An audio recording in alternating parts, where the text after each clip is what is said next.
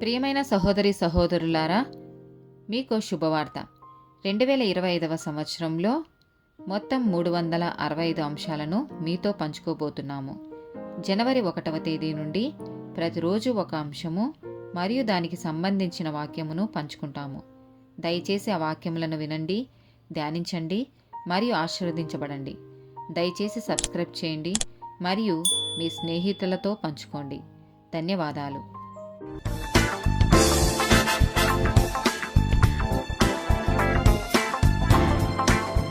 ప్రియమైన సహోదరి సహోదరులారా, 48th డే టాపిక్ బ్రహ్మచర్యం. మత్తయి సువార్త 19వ అధ్యాయము 10 నుండి 12 వచనాలు. ఆయన శిష్యులు భార్యాభర్తలకుండు సంబంధము ఇట్టిదైతే పెళ్లి చేసుకొనుట యుక్తము కాదని ఆయనతో చెప్పిరి. అందుకాయన అనుగ్రహం నొందిన వారు తప్ప మరి ఎవరునూ ఈ మాటను అంగీకరింపనేరరు. తల్లి గర్భము నుండి నపుంసకులుగా పుట్టినవారు గలరు, మనుషుల వలన నపుంసకులుగా చేయబడిన నపుంసకులను గలరు. పరలోక రాజ్యము నిమిత్తము తమ్మును తామే నపుంసకులుగా చేసుకొనిన నపుంసకులను గలరు. ఈ మాటను అంగీకరింపగలవాడు అంగీకరించునుగాక అని వారితో చెప్పెను. 1 కొరింథీయులకు రాసిన పత్రిక 7వ అధ్యాయము 1, 2, 7 నుండి 9, 32 నుండి 40 వచనాలు. మీరు వ్రాసిన వాటి విషయము స్త్రీని ముట్టకుండుట పురుషునికి మేలు. అయినను జారత్వములు జరుగుచున్నందున ప్రతివానికి సొంత భార్య యుండవలెను, ప్రతి స్త్రీకి సొంత భర్త యుండవలెను. అయినను ఒకడొక విధమునను మరియొక విధమునను ప్రతి మనుష్యుడు తనకున్న కృపావరమును దేవుని వలన పొందియున్నాడు. నావలేనుండుట వారికి మేలని పెండ్లి కాని వారితోనూ విధవరాన్లతోనూ చెప్పుచున్నాను. అయితే మనసు నిలపలేని ఎడల పెళ్లి చేసుకొనవచ్చును. కామాత్పులగుట కంటే పెళ్లి చేసుకునుట మేలు. మీరు చింతలేని వారై ఉండవలెనని కోరుచున్నాను. పెళ్లి కానివాడు ప్రభువును ఎలాగు సంతోషపెట్టగలనని ప్రభువు విషయమైన కార్యములను గూర్చి చింతించుచున్నాడు. పెళ్లి అయినవాడు భార్యను ఎలాగు సంతోషపెట్టగలనని లోక విషయమైన వాటిని గూర్చి చింతించుచున్నాడు. అటువలనే పెళ్లి కాని స్త్రీయు కన్యకయు తాము శరీరమందును ఆత్మయందును పవిత్రురాన్లై ఉండుటకు ప్రభు విషయమైన కార్యములను గూర్చి చింతించుచుందురుగాని పెళ్లి అయినది భర్తను ఎలాగు సంతోషపెట్టగలనని లోక విషయమైన వాటిని గూర్చి చింతించుచున్నది.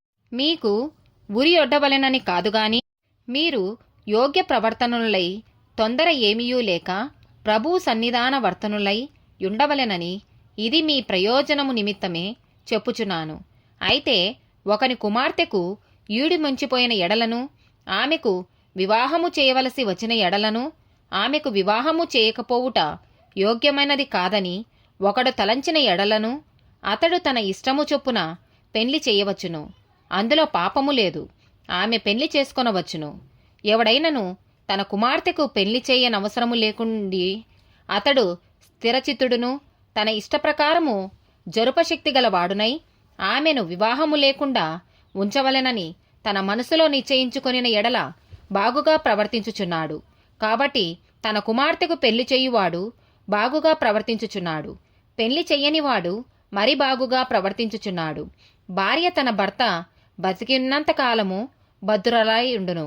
భర్త మృతి పొందిన ఎడల ఆమెకిష్టమైన వానిని పెళ్లి చేసుకొనుటకు స్వతంత్రురాలై ఉండునుగాని ప్రభువునందు మాత్రమే పెళ్లి చేసుకొనవలెను.